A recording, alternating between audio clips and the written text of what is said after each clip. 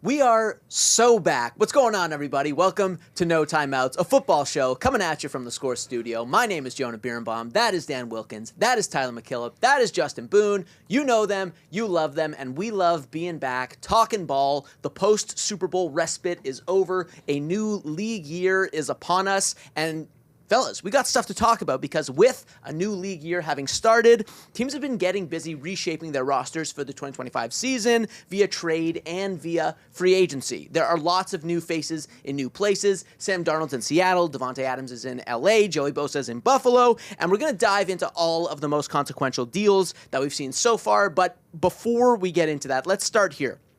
With many of the biggest trade and free agency dominoes having fallen already, Boone, which team has improved the most so far in your mind?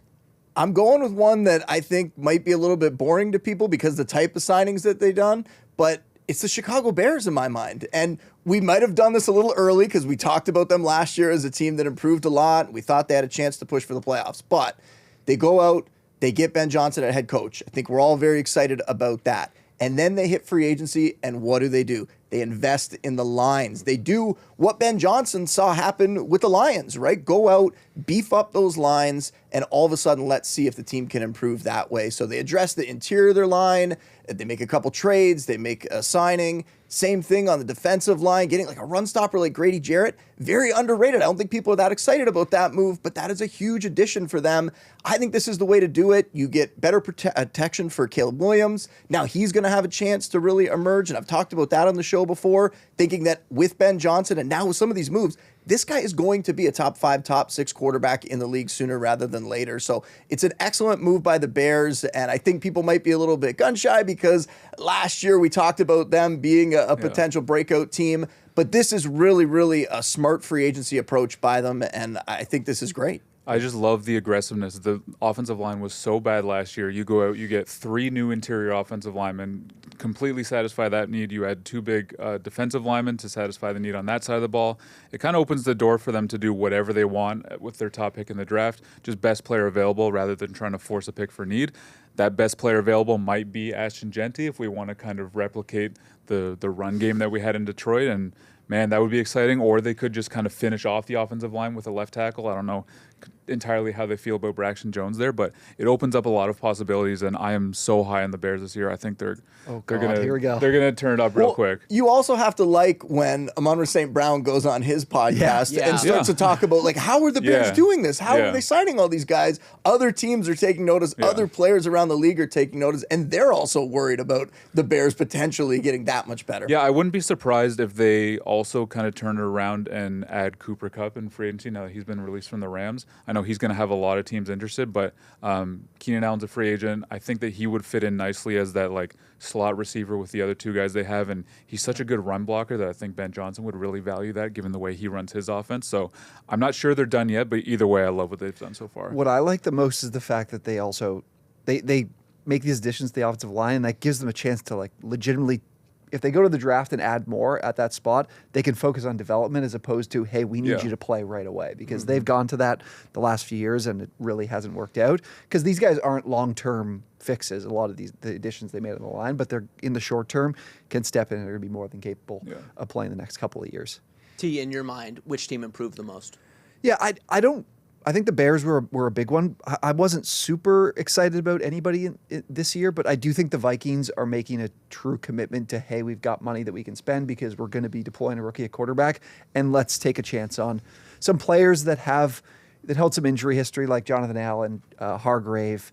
You know, Fries didn't really play much at all this year, and then they added Kelly at center. So they're spending their money to fill these other positions on most of them relatively short-term deals and filling important parts of the roster, much like the Bears did. I like that because you got to take advantage of these opportunities when you're not paying your quarterback. Now, whether or not the quarterback position works out for them is the other question, but I like the aggressiveness overall because this is a team that has a pretty good roster, especially, I mean, their ends played great last year. They got after the quarterback at a really high level, and then they improved the D-line, and the offensive line was still pretty good. Bring Aaron Jones back, too. I think they've done a pretty solid job. Now, do you think that the Vikings' decision not to franchise tag Sam Darnold and not to pursue any of the free agent quarterbacks, Do you think that speaks to the quality of free agent quarterback available, or does it reflect their genuine belief that J.J. McCarthy can be the guy? I think it's a little bit of both. Like I'm absolutely shocked that Daniel Jones thinks that the better option for him was to go to Indy when he spent part of this season in that system in Minnesota. That's a big question mark to me. I don't really understand that from his point or the Vikings standpoint of how they don't bring him back. Excuse me, as the number one Anthony Richardson hitter, I thought you would understand this. You just think, oh, you just go and you're the starter. Well, yeah, I just don't think that's going to happen, though. Like, I don't think that the Colts are there. I mean, Pat McAfee seems to think that they should be there. Wow, he does not. He has some serious thoughts on Anthony Richardson as a NFL. Maybe having been in the building last year, maybe Daniel Jones even realizes how high they are in McCarthy and that is going to be McCarthy's job and that he was going to have zero chance to potentially start there. So I'm really excited. I think this is one of the reasons why the Vikings are winners is because they didn't bring back Sam Darnold. And I've been very negative about Darnold. We'll talk probably about him again later, but I think that was a very smart move. They kind of identified that a long time ago. They were dropping quotes, kind of suggesting they weren't going to bring him back. And that's because they spent the first-round pick on the guy who is going to be their franchise quarterback in Kevin O'Connell's system, which is incredible and which almost every quarterback that ends up there has success in. So I can't wait to see what McCarthy's going to do in that offense with those weapons. Yeah, they also re-signed Byron Murphy Jr. too, which is a big deal. They lost Cam Bynum, but I think that they're in a position where, I'm going to keep looking ahead to the draft now, but where they're picking, you could add someone like Malachi Starks to fill that role at free safety and then maybe go running back in the second round with how deep this class is, and then you're kind of rounding out what, in my mind, is one of the best rosters in the league. Yeah, they brought Isaiah Rodgers in from Philly, too. I think this roster's in a pretty damn good spot. Like, Van Ginkel had a great year for them. Greenard had a great year for them. I think the really cool thing about what they did is, like, for a while, they've been able to manufacture pressure based on scheme more than, like, the rush talent, at least on the inside. On the outside, like, they've had Danielle Hunter in years past, but just on the inside, they've never really had those guys who could win those one-on-one pass rush battles. But now you add Hargrave, you add Jonathan Allen, and I think it just opens up even more possibilities for that defense, which, as we know, is probably the best coached defense in the league right now. Exactly. So. Wilk, in your mind, who improved the most? I mean, these guys took the two obvious ones, so I think they are kind of in the class of their own. Just the Bears and Vikings have crushed it so far. So I'll go off the board a little bit and say that it'll be between the Steelers and Giants, whichever one signs Aaron Rodgers. Whichever one signs Aaron Rodgers. So part of that is a nod to what each of them has done so far. I mean, the Steelers were aggressive in satisfying their need at receiver, just going out and getting DK Metcalf. That was huge. They also made a nice signing yesterday, picking up Darius Slay at corner. Obviously a bit of a short-term signing, but they needed a corner opposite Joey Porter Jr. really badly. And the Giants made a couple of nice signings on the defensive side of the ball to address the secondary, and Paulson Adebo and Javon Holland. I think that could really help their defense after what they did last year. But on the Aaron Rodgers front, I know we talked a lot this past year about him probably being cooked. I don't know. I've kind of gone back in the other direction on that, at least a little bit, because I think he did show some encouraging flashes down the stretch last season. To me, I attribute that to him just being further and further away from the Achilles injury. I think you get him another year removed from that, even if he is 41 years old. I think he could be in a position for a little bit of a bounce-back season. I mean, still got the arm. He's still got the smarts. And you just look at what these two teams have had for the past however long. I mean, no matter what you think of Aaron Rodgers, if you think he's done, I think we can all agree he'd probably be an upgrade over what the Steelers had with Russ last year, and certainly over what the Giants have had with whoever they've had for the last decade. So to me, if I'm one of these teams, I'd be content to go out and sign him. I think the Steelers should be the top option. The Giants, it wouldn't stop you from drafting a quarterback. And in my mind, having a young quarterback come in and not a great quarterback class, sitting behind Aaron Rodgers for a year, it wouldn't be the worst thing. So yeah, I mean, I think both of these teams have had quietly good offseasons so far. I think Aaron Rodgers could almost be the cherry on top, no matter what some people seem to think of him at this point. So I think one of them should go out and get him. But if we want max chaos, maybe the Vikings should just go do it. No, it is not going to happen. It's not going to be the Vikings. Look, come on. Here's the case for the Vikings, and I get it. Like, I'm pro playing young quarterbacks right away too, for the most part. But McCarthy got hurt in August. Yeah, has not so much as taken a practice snap since then. I think that a team that's coming off a 14-win season, legitimately good team, legitimately one of the best rosters in the NFL, in many ways, you kind of owe it to the rest of the team to be like, we're going to win right now. So maybe you can do that with McCarthy. I could see that. I could see him coming in and playing well with the team that's around him now. But if Aaron Rodgers comes cheap and you think that he can come in and elevate that team to maybe further than Sam Darnold took it last year, I wouldn't be opposed. I mean, adding one more year to McCarthy's development, is that the worst thing? I agree with a lot of what you said about Rodgers in terms of like what he can still do on the field. But I keep coming back to how much we talked about the Jets last year and how much we just assume that, oh my God, what an upgrade at quarterback going from Zach Wilson and those guys to having Aaron Rodgers. And then the team being just as bad basically last season. Yeah. And that's where I think the problem in my mind comes in. And I don't want to sit here and be a vibes guy, but bringing in Aaron Rodgers, I'm just worried what that does for the locker room, no matter where he ends up. And I do think the Steelers, it makes a lot of sense because I don't know how many other cards they have to play at quarterback. And so bringing him in with the weapons they have and with the infrastructure and the coaching, maybe that one can work. But overall, I would be worried as a head coach, as a general manager, bringing in Aaron Rodgers to any situation, especially one where you think you're going to be a contender, worried that he's going to come in and just sort of derail the whole thing with that cult of personality that he has and upsetting some of the other players there. I do think that over the past however many years, one of the things working against Rodgers finding success is the fact that the teams have had to do it the way he does it, where it's like he comes into the Jets, you're signing Alan Lazard, you're signing Randall Cobb, you're just getting all his friends from the Jets, and you're doing things his way. You're running the offense he wants to run. But earlier in the offseason, when there was talk that Matthew Stafford could be traded, we all heard that their fallback plan was going to be signing Aaron Rodgers, maybe on the cheap.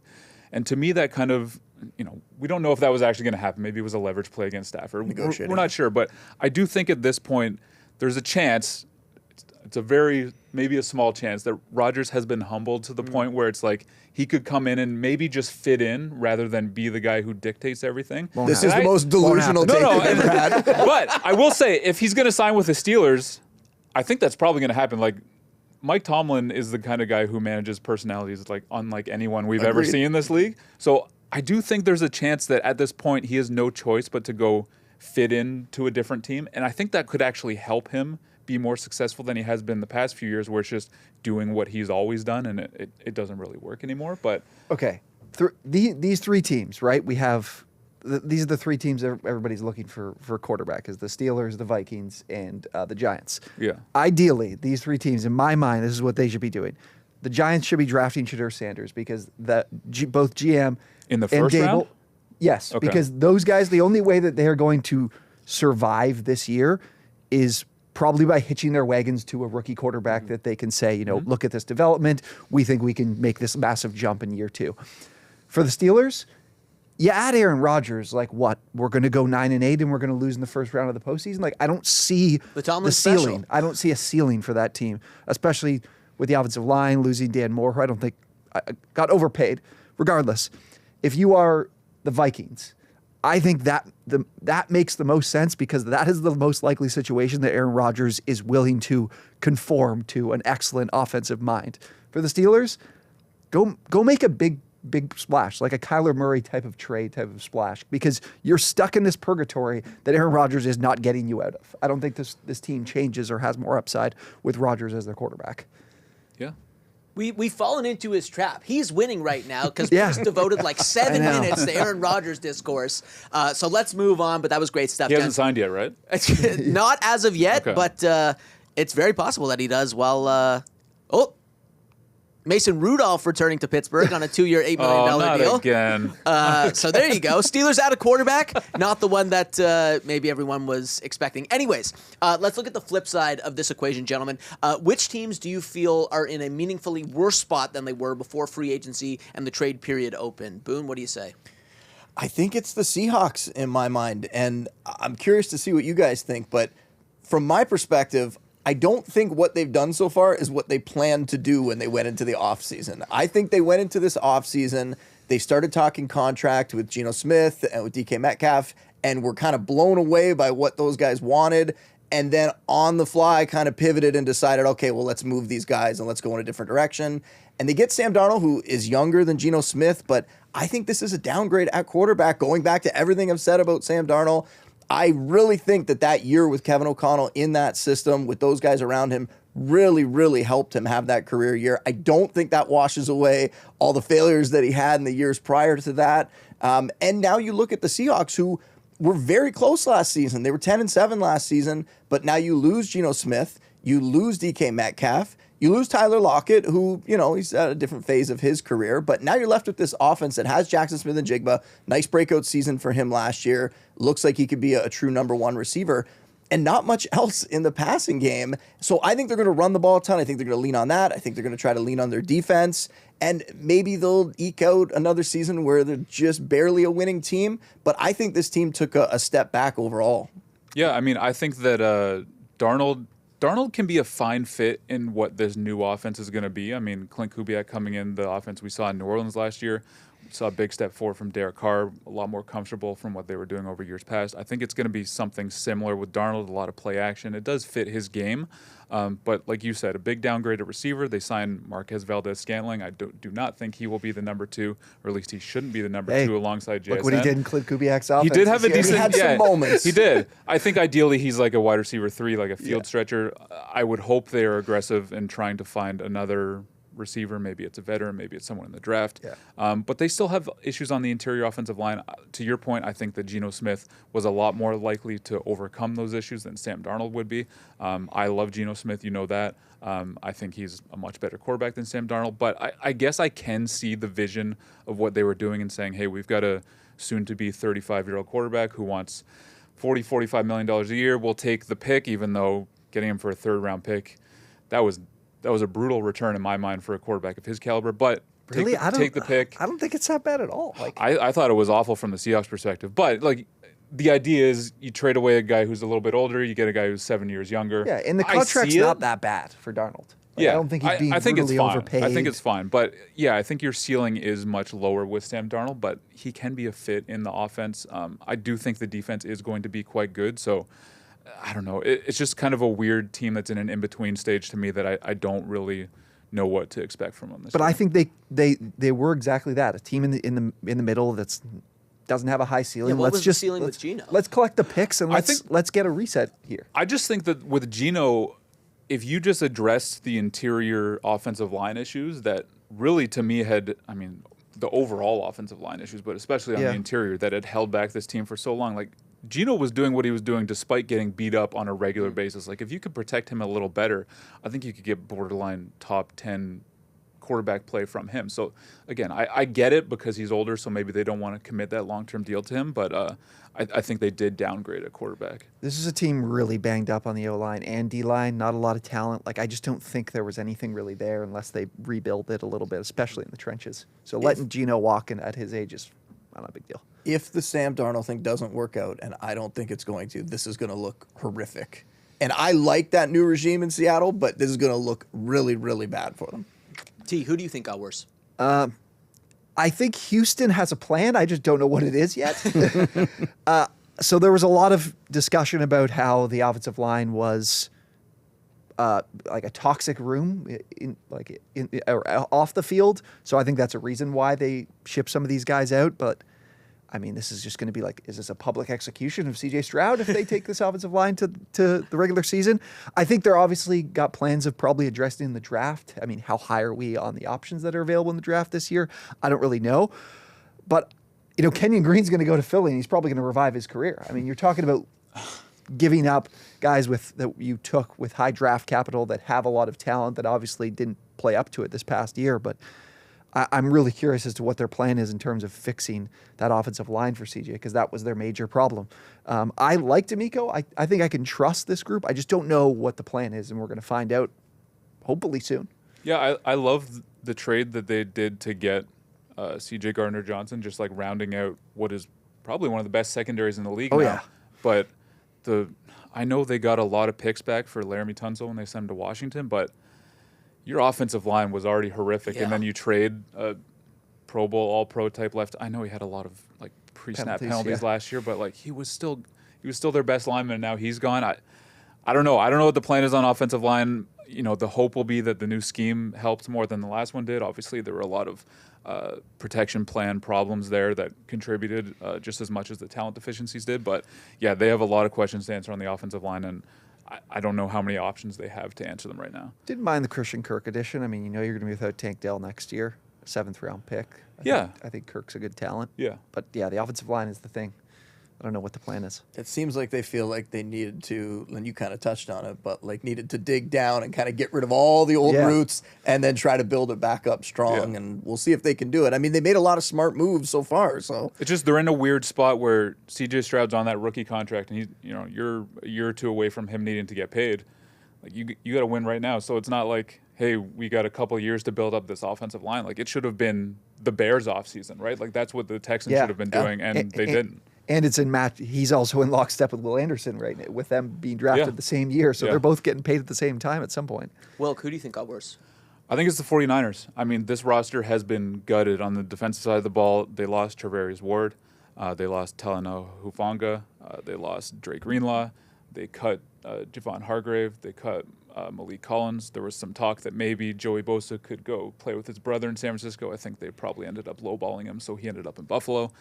So the defense just lost a ton of talent, but it's not even just the defense. Obviously, we know they traded away Deebo Samuel. There's some talk that maybe Brandon Ayuk could also be on the trade block, even though he was just paid last year. It seems like the relationship there is not super great right now, and they also lost Aaron Banks, one of their best offensive linemen. So there's just been so much talent leaving there, and I think that you could, in some ways, rationalize it, be like, well, they're going to save a bunch of money there. They could maybe load up again next year, but you've got that Brock Purdy contract incoming, probably upwards of $50 million a year at this point. I wouldn't do that personally, but it seems like the 49ers will. They've had such a good run of being super competitive, seemingly in contention for a Super Bowl every year, aside from last year. I think that time is probably over now. Like, I just don't see, barring some incredible draft additions, and honestly, they're not super good at drafting over the last however many years, so I don't see how you build the same kind of rosters they've been building around Brock Purdy making that type of money. So I think it might be over for the 49ers at this point, which is crazy. You kind of called that in the second half of this season. Yeah. I think they're in the spot the Chiefs have been in for years, except they're missing the Super Bowl, and that they have to hit on the picks because these guys either have to get paid, which they can't really do, and they paid the ones they believe are important, and now it's time to hit on those picks, and they haven't really done that. Yeah, and you've got a staff that'll just Ricky take Pierce, a running back in the third round every year, or a kicker in the third round. You're like, you can't do that anymore, man. Like, you got to hit on every one of these picks, and I'm not super confident that they're going to be able to. And speaking of running backs there, I wonder if they're going to trade one of those backs. I don't think they're going to trade CMC. They would take quite a hit cap-wise if they did. Yeah. If it's a rebuild, then maybe they do that. But they also tendered Jordan Mason. We saw what he did last year filling in for CMC. There's rumors that maybe he could get moved and that a team could view him as a potential starter. They have Isaac Guerrero there, who played very well when he got the opportunity last year. They brought back Patrick Taylor, who is more of a special teamer, but another running back on the roster there. So I don't know. Will they move one of those guys potentially? Like, it seems like it has to happen in my mind.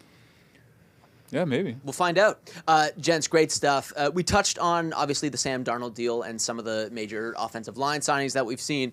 Now let's do some rapid-fire grading of some of the other impactful contracts we've seen handed out. So I'll rattle off a deal. You give it a letter grade from the team's perspective. Sound good? Sure. Beautiful. All right.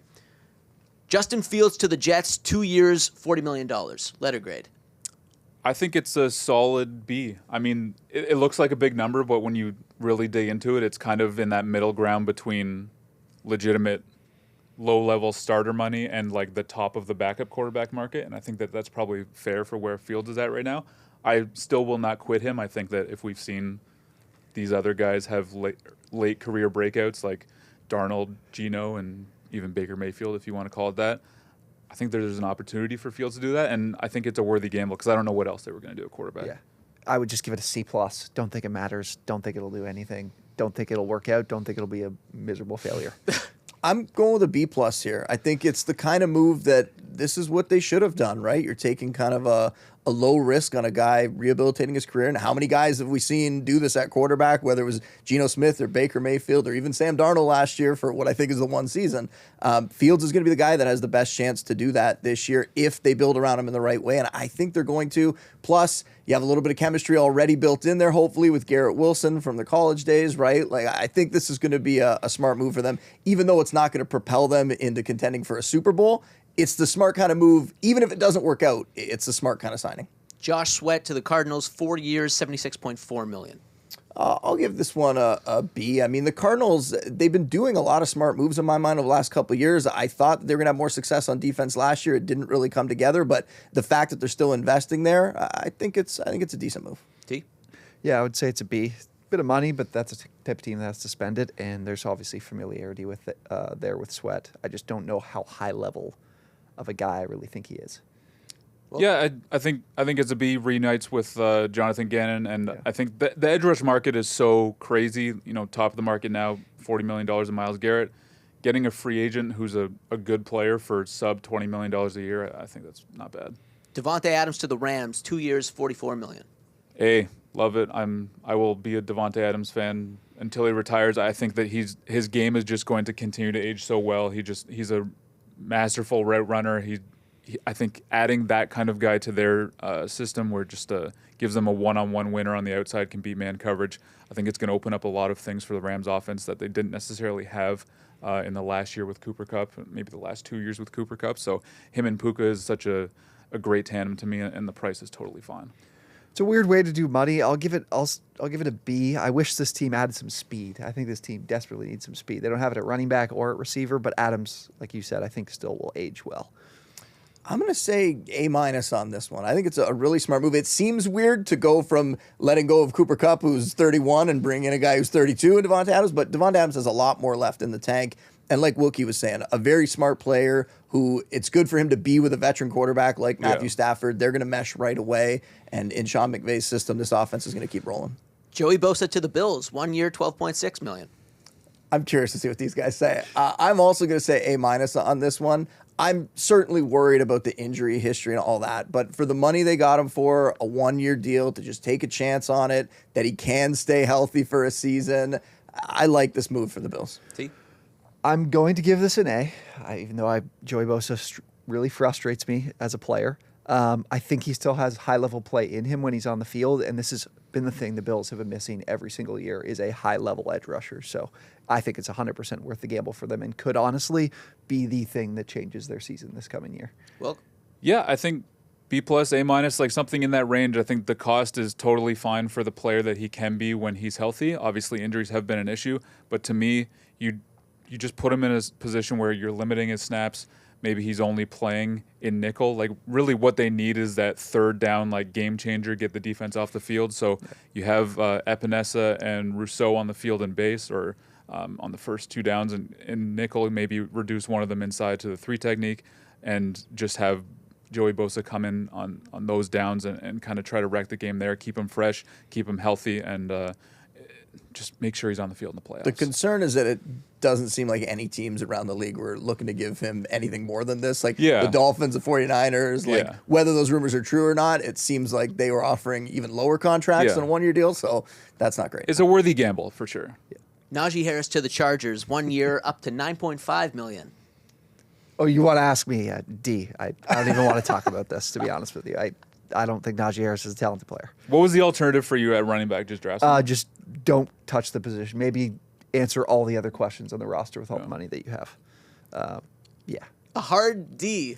I think this is a B+ in my mind, and we were debating this a bit before the show, but I don't think Najee Harris is an elite back by any means, but he's a consistent guy. He stays on the field. That's what they didn't get from the running backs last year. I think he fits the type of scheme that Greg Roman wants to run. He's more of that north-south runner, and if he's not missing time and he's actually out there, it's going to be great for this offense, because last year, J.K. Dobbins, he liked the big play, and we all love the fact that he was breaking some huge runs, but again, he gets hurt. Gus Edwards is an older running back. He was not giving them much when Dobbins missed time.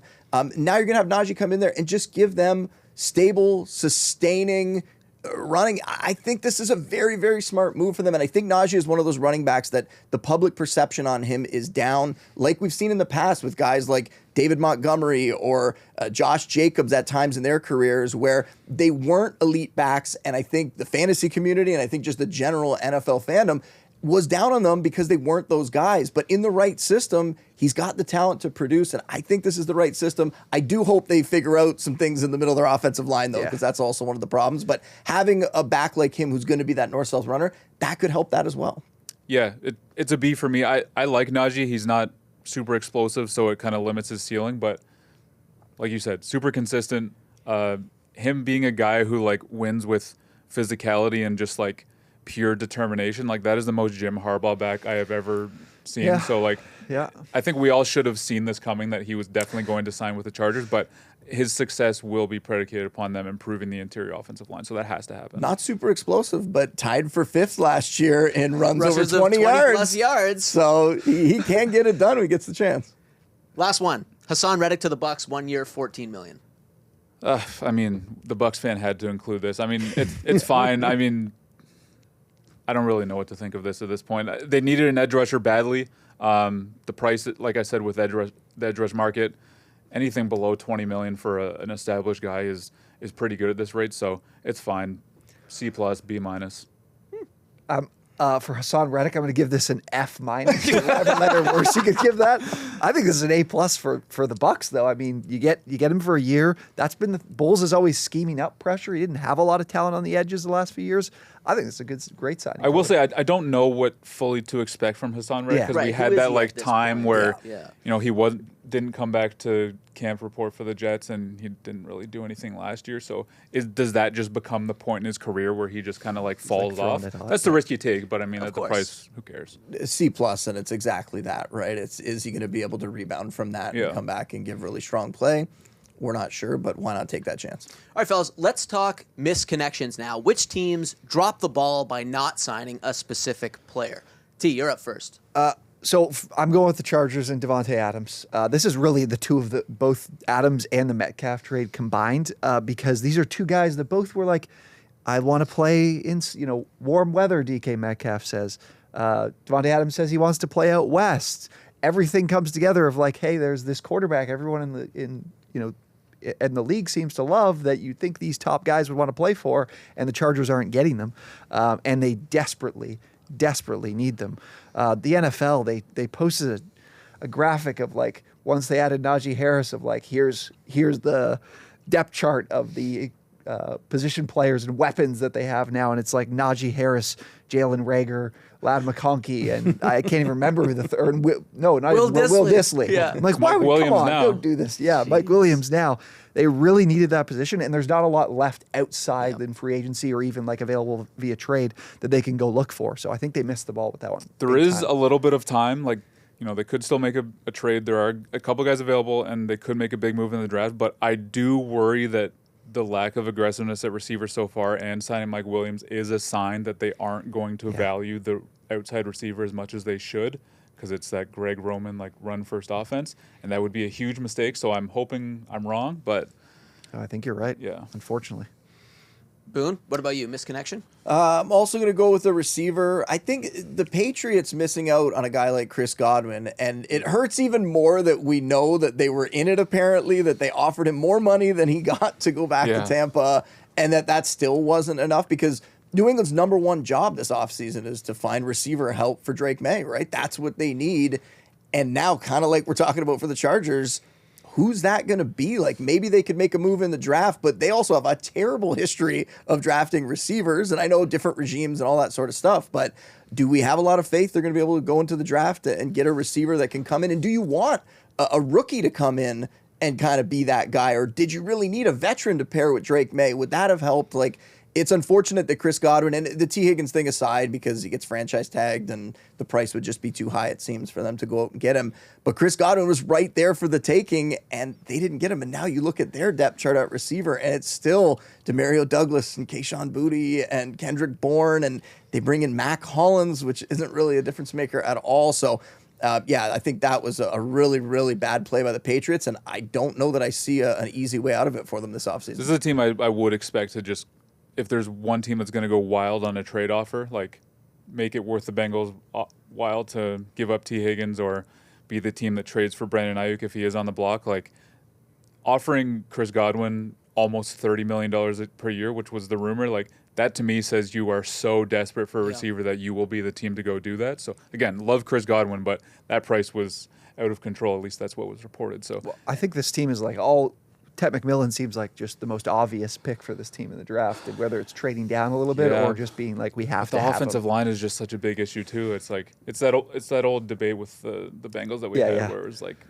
Penei Sewell or Jamar Chase. So we'll see. I don't know, but they've got to make a move at both spots. So if T. Higgins is trading your early second round pick and then doing the contract, like I think that would allow you to then address the offensive line early in the first round. So it doesn't seem like that's what the Bengals are going to be willing to take, though. It seems like the price is really high. And then for Brandon Ayuk, I really like him, but coming off a serious knee injury, he's more of like a long-term buy if they get him, because he's probably not going to be himself at the start of next year. So it looks like they're going to have to take more of a long-term approach, whether it's a rookie or whether it's somebody like that. Yeah. Wilk, who was your misconnection? To me, I'm going to go off the board with free agency and say it's that the Cowboys have still not signed Micah Parsons. And I know that they're going to, obviously, at some point, like it's inevitable, but like it should have been done so long ago, like arguably a year ago. Like Micah Parsons was first eligible for an extension last offseason. If you did it at that point, the benchmark for top edge rush contract is Nick Bosa at $34 million a year. Even if you did that at the beginning of this offseason, like that would have been what you were shooting for. But then we get the Max Crosby extension. That puts it up to $35 million a year. Then we get the Myles Garrett extension. That puts it up to $40 million a year. The Cowboys keep doing this with all of their star players for really no apparent reason. They just drag their feet because it's going to get done at some point. But the smart teams understand that the longer you wait, the more it's going to cost you. Like they did this with CeeDee Lamb. It ended like they waited, the price went up. It ended up costing them $34 million a year. They did this with Dak Prescott. They waited, the price went up. It cost them $60 million a year. So again, if it costs you an extra $5 million for Micah Parsons, you're like, okay, it's Micah Parsons, you get it. But you could have had these guys for way cheaper if you were just proactive and got the deals done. And when you have three players making that much money, saving that much money 3 different times, it matters. So I don't know. I don't get the Cowboys and all the other moves they're making this offseason, just trading for former first-round busts. I don't get it. I will never understand the Cowboys. They're just different and in all the ways that makes them worse. So I don't want to pile on because I've said my Please piece do about the pile Cowboys on. before, but this is legitimately one of the worst run franchises in the Yes. league right now because of everything you just said. The bizarre moves they're making this offseason, the bizarre trades they've made in the past, like going out and getting Jonathan Mingo for a fourth, and then seeing some of the other players that are getting traded for that kind of pick. Like, you could get much more impactful veterans for that pick, or just go out and draft somebody and take a shot on them, as opposed to Jonathan Mingo, who had a couple seasons to show us he is not going to be that guy in the pros. So, yeah, it's awful, and they're still making money, and people still love them, and I guess that's why they're allowed to do this. But we could almost spend time every single show just breaking down how badly run that organization has been. Yep. Uncle Mike, I'm sorry. All right. Now, our final segment. This one's called Not Too Late. What's one signing or move that you guys would still like to see happen this offseason? Wilk, you kind of alluded to yours a little bit already, but please, go ahead. Yeah, I'm just begging for someone to trade for T. Higgins. I think the Chargers should do it. I think the Patriots should do it. I think a team like the Panthers could do it. Obviously, T. Higgins went to Clemson, so back in the area. But, yeah, I don't know, like to your point, I don't know if the Bengals are going to be interested at all in a price that someone else is willing to offer. I think they should probably be realistic here in understanding that they're certainly not getting an early first-round pick. If it's a contender, maybe they get a late first-round pick. But I think the best they can hope for is like that Patriots early second-rounder and maybe some other pick. But the reality is, like, another team has to sign him to a $30 million a year deal. So that impacts the price tag. Again, we saw DK Metcalf go for what amounted to a late second-round pick, right? So to me, that's kind of what you're looking at here. The Bengals, I think they know they're not going to sign him, right? Like, they already went against the grain for what they usually do in giving Joe Burrow the contract that they gave him with a ton of guaranteed money. They don't like doing that. They don't like paying money up front. But they're going to have to do it with Jamar Chase at $40 million a year. Are they really going to sink another $30 million a year into another player at the same position? To get creative enough to fit under the cap, they're going to have to put up a lot of that money up front in the form of a signing bonus. Mm-hmm. This is the cheapest team in the league. They do not want to do that. So, to me, I don't believe that they're going to pay T. Higgins. Maybe they ride it out on the franchise tag and just let him go next year can't at some let him point. But walk. that's what I mean. Like, it doesn't make sense. So to me, I think they just trade him. Maybe it ends up being something that happens leading up to the draft or even after the draft. But I don't know. The Bengals are hard to figure out. They did this with Jesse Bates. Like, he tried to force a trade years ago. They made him write it out, and then they traded him a year later. It seems like they're probably going to trade Trey Hendrickson at some point this offseason. So maybe they resist it with T. Higgins. But I really hope it gets done, because this whole standoff is exhausting to me, because it feels like we already know you're not going to pay him. So just move on. T, you're up. Yeah, I'm on the same thing with the Bengals, but except with Trey Hendrickson. And maybe you talking about this is making me realize maybe this team is just going to ride it out with these guys that want out, because they want to see if they can get a Super Bowl in this particular season. They feel like they're good enough to potentially do it, and they're so cheap that it's like, well, we these guys are difference makers that we don't want to let go. But on the flip side, I really think Detroit needs to be more aggressive, or the most aggressive team in the NFC, quite frankly, because they've done the job of drafting, developing. There's so much talent there that's really, really young in the secondary, on offense, everywhere, honestly, that they need to make an all-in move and make a decision where draft capital is obviously important to them, but sacrifice it to go get a player that's like a game breaker. And that's what Trey Hendrickson is. Honestly, he was the best defensive player arguably in the league this year on the worst defense. And this is a team that's going into next year with what percent are we getting of Aiden Hutchinson that we've seen the last couple of seasons? You bring back Marcus Davenport, who also came off a major injury. Are you really going to rely on this group of guys again to play at a high level and be healthy all year? Or are you going to add a guy like Trey Hendrickson and take this defense to an extremely high level and elevate yourselves to being real Super Bowl contenders, like top of the NFC, in a year where you're also making a massive transition at both defensive coordinator and offensive coordinator? Don't sit on the same roster with probably a downgrade at those spots. Instead, let's get the roster elevated to the highest level in the NFC. I think Hendrickson is a really interesting trade target for the Lions. Like, they should be linked to any high-level edge rusher, but the case against it will be that, hey, you got to pay Aiden Hutchinson soon, so do you really want to be paying two edge rushers at the top of the market? But with Hendrickson, guy who's on the other side of 30, you're probably only looking at like a 3-year deal when you trade for him, so you can work that in a way where you say, okay, we're giving Hendrickson $30 million a year over 3 years.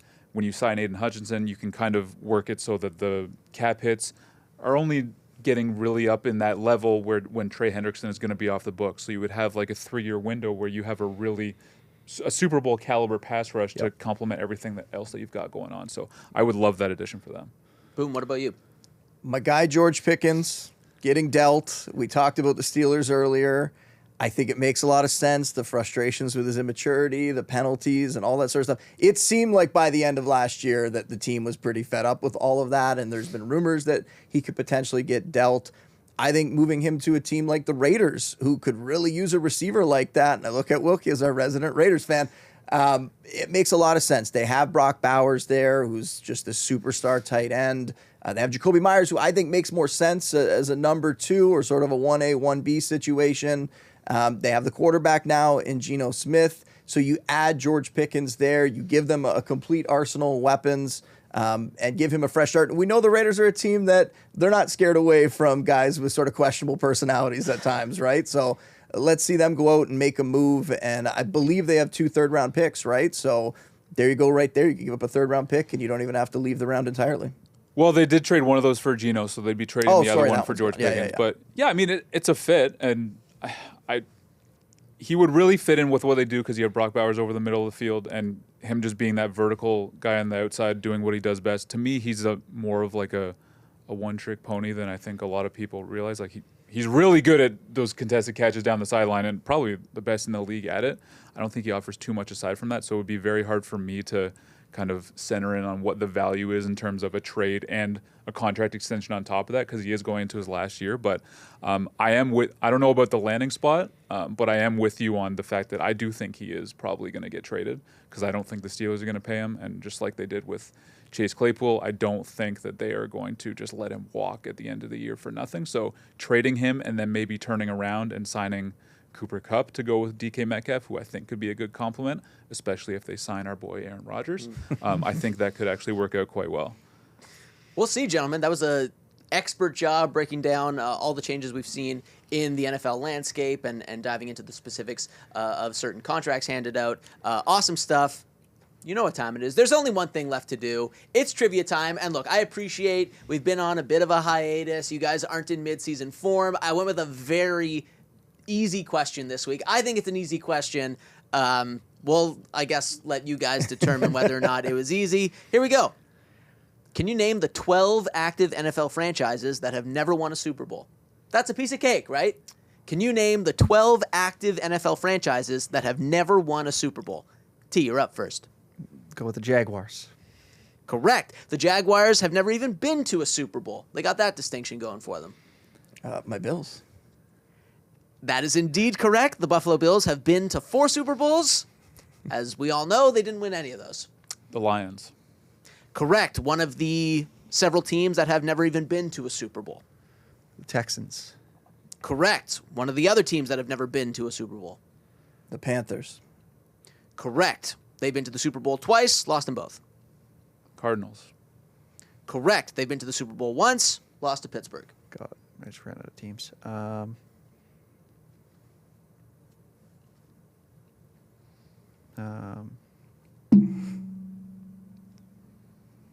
Need an answer. I'm trying to get Chargers. Correct. Yeah. I'm glad you got that one. I was trying to hold on to that one. Correct. Probably going to be wrong about this because there's probably one back in the day. The Browns? Correct. The Bengals. Correct. Shoot. This might be, I don't want to jinx it, but this could be the first game How many ever do we where have left? nobody gets eliminated. There are 3 teams remaining. You guys have gotten 9 out of 12. T.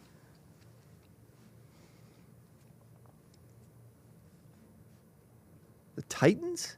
Correct. Yeah. They've been to one Super the Bowl, Super Bowl. against the Great Show on Turf. They lost by a yard. Boone? The Falcons? Correct. Wow. That is 11 out of 12 so far. There's one team remaining. The Panthers. They have already Very been good start. guessed. Oh, so I still get to go, right? Yeah, yeah. No. Oh, They've already been guessed. Sorry, pal. so technically not wrong. Technically not wrong, but you got to respect the game. That's fair. You got to run through all. I got to run through all these damn divisions. Jets,